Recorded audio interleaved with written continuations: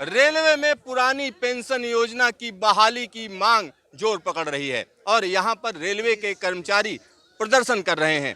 यहाँ पर हमारे साथ श्री गोपाल मिश्रा जी हैं। आइए उन्हीं से बात करते हैं और जानते हैं कि आखिरकार पुरानी पेंशन योजना को लेकर इतनी हलचल क्यों है। श्री गोपाल जी, आपका न्यूज स्टेशन में स्वागत है। सर, यहाँ पर मैं देख रहा हूँ देश भर में पुरानी पेंशन योजना को लेकर हलचल है और रेलवे भी उसी रौ में बही जा रही है, क्या कहेंगे? देखिए, आपको मालूम है रेलवे तो हमेशा ही अपनी रौ में चलने का काम करती है, लेकिन आज यहाँ खाली रेलवे वाले नहीं हैं। आज यहाँ पर इनकम टैक्स के साथी अशोक कनौजिया जी हम लोगों के बीच में हैं। हमारे बीच में एनएफपी के पुराने प्रेसिडेंट और अभी भी एनजेसीए के मेंबर हैं गिरिराज जी भी हम लोगों के बीच में हैं। ये सीडीआरआई के साथी हमारे बीच में हैं। हमारे बीच में जो है वो तमाम जो यहाँ के कन्फेडरेशन के नेता हैं दिल्ली प्रदेश के, वो लोग हम लोगों के साथ में हैं। तो आज रेलवे के साथ में ये संयुक्त जो पेंशन बहाली मोर्चा हम लोगों ने बनाया है, उसकी तरफ से सारे देश के अंदर धरना हो रहा है। दिल्ली में हमारे साथियों ने तय किया कि हम लोग डीआरएम ऑफिस पर रखेंगे, क्योंकि जामनगर में पहले प्रोग्राम इन लोगों ने बनाया था जामनगर हाउस में प्रदर्शन करने के लिए, तो उसकी परमिशन नहीं दी उन लोगों ने।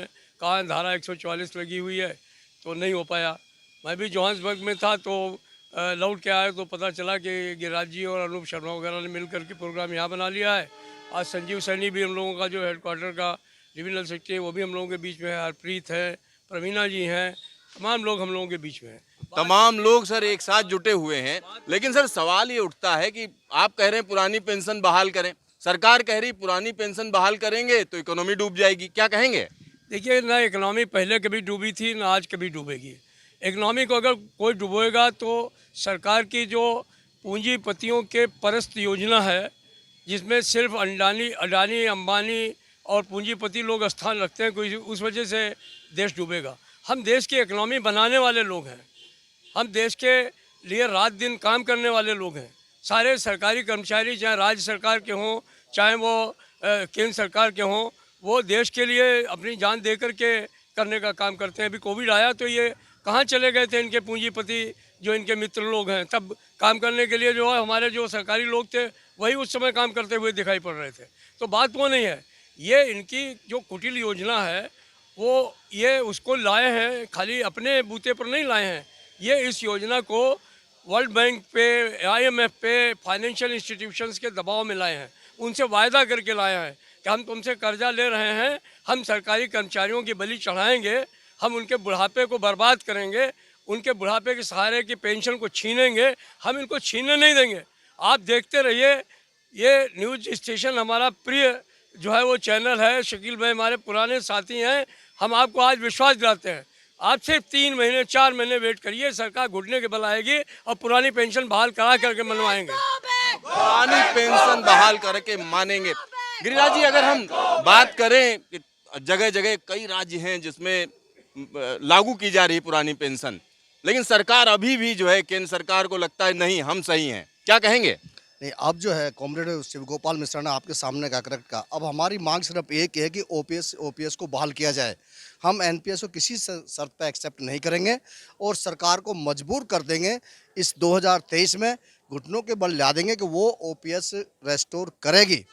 आज सरकार की नीति में खोट है। जहाँ तक कुछ स्टेट ने किया है वो भी एजिटेशन के माध्यम से आया, पर तो हमारा ये कि पीएफआरडीए बिल में भी अमेंडमेंट करके लाए, तभी जो ये हो सकता है। इसलिए सभी केंद्रीय कर्मचारी, स्टेट गवर्नमेंट कर्मचारी और दूसरे भी पब्लिक सेक्टर, हाँ, शिक्षक लोग सब हमारे साथ जुड़ चुके हैं और आज पूरे हिंदुस्तान में डिस्ट्रिक्ट लेवल पर सभी जगह ये प्रोग्राम किया जा रहा है। और इससे आगे का भी हमारी भूमिका है, एनजीएसी ने तैयार किया है कि जब तक सरकार हमारी इस एक मांग को लड़के हम संघर्ष करें नहीं मानेगी, हमारा संघर्ष जारी रहेगा, अंत में विजय हम ही होंगे।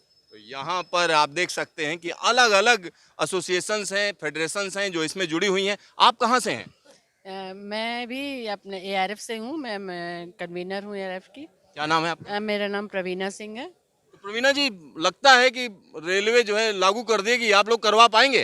बिल्कुल लागू करवा पाएंगे। देखे नहीं, हमारी महिला शक्ति का नाम ही शक्ति है। दुर्गा शक्ति ले लीजिए, त्रिशक्ति ले लीजिए, तो जब जहाँ महिलाएं आगे बढ़ जाएं वहाँ किसकी ताकत है जो हम लोगों से टकराएगा?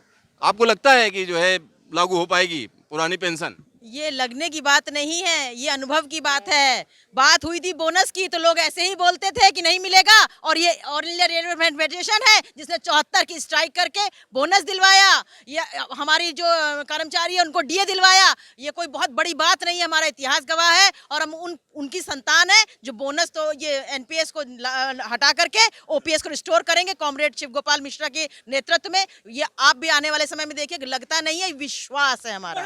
क्या नाम है आपका? जया अग्रवाल हूँ मैं, chairperson all India railway federation. आपको लगता है पुरानी पेंशन से सारा सोल्यूशन हो जाएगा? 100% पुरानी पेंशन अगर हमें मिल जाएगी, अगर नहीं मिलेगी ही मिलेगी। जिस प्रकार किसी भी कोई भी क्रांति महिलाओं के बिना पूरी नहीं होती, आज हमारे all India railway men's federation के कॉमरेड शिव गोपाल मिश्रा जी महामंत्री जी हैं, उनके साथ में एक बहुत बड़ा कारवां महिलाओं का चल पड़ा है, और ये एनपीएस को हटाकर ओपीएस को दिलाकर ही मानेंगे, तभी हम दम लेंगे। एनपीएस को हटाने की बात है और यहाँ पर कुछ और बोलना चाह रही हैं, क्या कह रही हैं? सिर्फ मैं महिलाओं के संदर्भ में ये बताना चाहूंगी, 74 और 64 और 68 की स्ट्राइक में तो महिलाओं ने सिर्फ पीछे रह करके हमारा साथ दिया था। आज जो भी लड़ाई होगी उसमें जो है एआरएफ का महिला प्रकोष्ठ जो है वो सबसे आगे सीना तान के खड़ा होगा। पहली गोली जो है वो महिला शक्ति खाएगी, उसके बाद बात आएगी। जहां जहां महिलाओं ने लड़ाई लड़ी है, प्रण लिया है, वो कभी पीछे नहीं हटी है। इस वर्ष के साथ मैं ये आप लोग को वादा करती हूँ कि इलेक्शन से पहले कर्मचारियों की गोद में एक बार पुरानी पेंशन स्कीम होगी और होगी। यहाँ पर आप देख सकते हैं कि जो एसोसिएशन के लोग हैं, यूनियन के लोग हैं, उनमें कहीं ना कहीं विश्वास है, भरोसा है।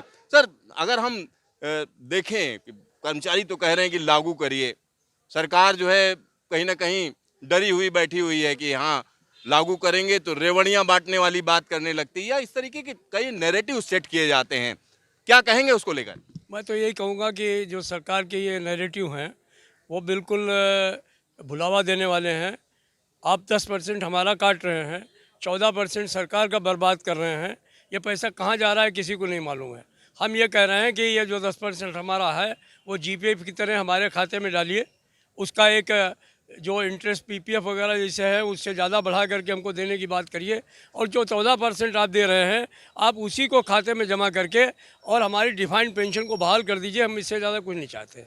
और ये अगर ये कर दें तो मैं हमारे साथ बैठ के बात तो करें।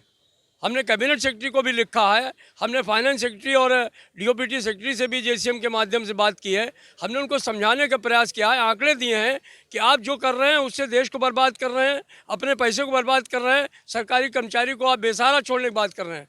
हम आपको बैठ करके बात कर रहे हैं कि आप अगर हमसे बात कर लें तो ये जो पैसा आप बर्बाद कर रहे हैं इसी को खर्च करके आप पुरानी पेंशन बहाल कर देंगे।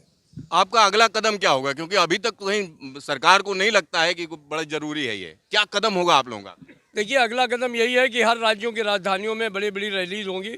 उसके बाद में जुलाई में मानसून का सत्र होगा, 5 लाख लोग दिल्ली घेरेंगे। सरकार तब तक मान जाएगी तो ठीक है, और नहीं तो अनिश्चितकालीन भारत बंद करेंगे सारे लोग मिल करके, चाहे वो राज्य कर्मचारी हों, चाहे रेल कर्मचारी हों, पोस्टल कर्मचारी हों, चाहे वो प्रतिरक्षा के कर्मचारी हों, चाहे केंद्र सरकार के कर्मचारी हों, शिक्षक हों, सब लोग मिल करके इतना बड़ा आंदोलन करेंगे जैसा आज तक हिंदुस्तान में नहीं हुआ होगा। आपका ढेर सारा धन्यवाद। Thank you very much. यहाँ पर आप समझिए कहीं ना कहीं पूरे देश भर में पुरानी पेंशन योजना को लेकर सुगबुगाहट बढ़ चुकी है और रेलवे की यूनियन भी इसमें अब उतर आई हैं। कैमरामैन शकील के साथ सिद्धार्थ, न्यूज स्टेशन, दिल्ली।